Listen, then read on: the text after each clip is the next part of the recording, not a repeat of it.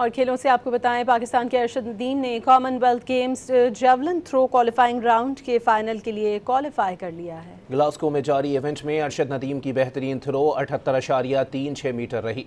दूसरी थ्रो में अरशद नदीम ने फाउल किया और तीसरी थ्रो 75.65 मीटर की कर सके। अरशद नदीम 18 एथलीट्स में से 7वें नंबर पर रहे। पाकिस्तान के यासिर सुल्तान फाइनल राउंड के लिए क्वालिफाई ना कर सके। इवेंट का फाइनल राउंड जुम्मे की रात को होगा।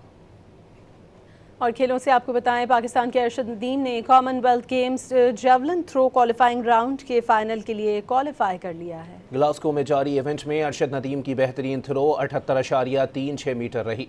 दूसरी थ्रो में अरशद नदीम ने फाउल किया और तीसरी थ्रो 75.65 मीटर की कर सके। अरशद नदीम 18 एथलीट्स में से 7वें नंबर पर रहे। पाकिस्तान के यासिर सुल्तान फाइनल राउंड के लिए क्वालिफाई ना कर सके। इवेंट का फाइनल राउंड जुम्मे की रात को होगा।